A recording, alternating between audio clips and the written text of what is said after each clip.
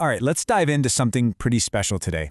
We're going to unpack an ancient poem, Psalm 42, that really gets to the heart of a universal struggle, right? That raw, brutal fight between despair and hope. So right out of the gate, the psalm hits you with this incredible image. And let's be clear, this isn't like I could use a glass of water kind of thirst. No, this is a deep, desperate, life-or-death kind of longing. Think about a deer, totally parched, searching for a stream. That's the feeling. It just sets the stage perfectly for this intense, all-consuming need that drives the whole poem. So that leads to the big question, right? What happens when that thirst just isn't quenched? See, this isn't a happy story about finding the water. It's about what you do when you're still desperate and there's no stream in sight. And that question, that's the conflict we're going to get into. Okay, so first up, a soul's thirst. We really need to get a handle on what this thirst is all about. Because it's not just, feeling sad or a little empty. The writer is super specific here. Their problem isn't just sadness in general. It's this deep, painful absence. They're thirsty for the living God. And that phrase tells you everything. It implies there was a connection, a relationship that was alive, and now it feels gone. It's that awful pain of absence, knowing exactly what you're missing. It's this deep, specific ache.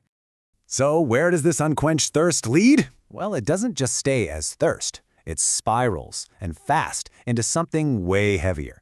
This is where we get to the feeling of literally drowning in despair.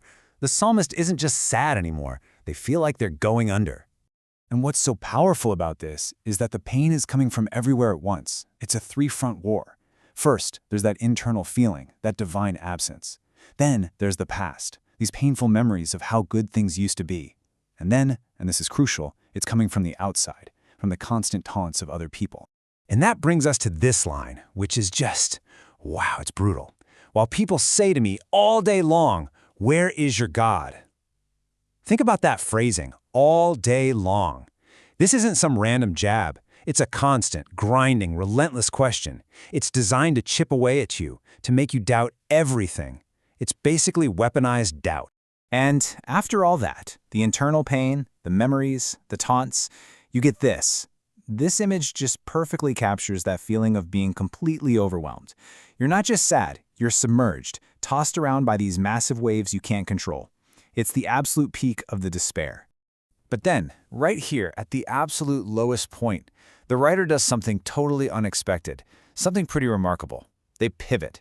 Instead of looking out at the world that's mocking them or up at a heaven that feels silent, they turn their gaze inward. This is the turning point. Yeah, the psalmist does something that sounds a little crazy, but it's brilliant. They talk directly to their own soul.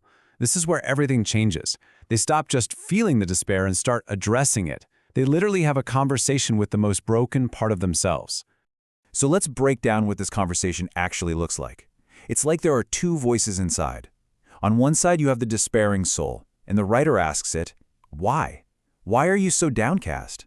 It's a question, right? It's acknowledging the feeling.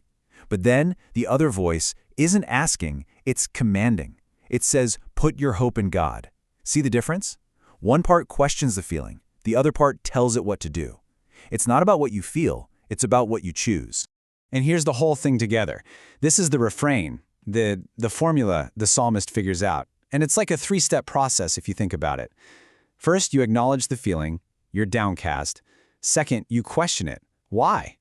And third, you give a command, put your hope in God. It's an incredible tool. And this is maybe the most important takeaway. This isn't a statement of how they feel. It's a statement of what they're going to do. It's an act of will. The psalmist doesn't suddenly feel happy. The feelings are still there. But the hope, that's a choice. It's a deliberate decision. A discipline you practice especially when you don't feel like it. So, okay, that's a great idea, but how do you make it stick? How does this one act of will become something you can actually rely on? Well, that's what this last part is all about, turning that choice into an anchor. And here's what makes this so real. After saying that refrain, nothing magically gets better. The pain doesn't stop, the psalmist doesn't suddenly get a happily ever after. Nope. The waves are still crashing, people are still taunting them, the fight is absolutely not over. Which makes what happens next so powerful. They just do it again. They repeat the exact same formula later in the psalm. And that repetition, that's everything. It proves that hope isn't a one-and-done solution. It's a practice. It's an anchor you have to choose to drop over and over. It's like a muscle you have to keep working just to stay afloat. So when you boil it all down, this is the anatomy of hope we get from Psalm 42. Hope isn't some flimsy, passive wish. It's an active decision. It's choosing to trust in a reality you can't see yet, even when your feelings and your circumstances are screaming the exact opposite. It's rugged. It's disciplined.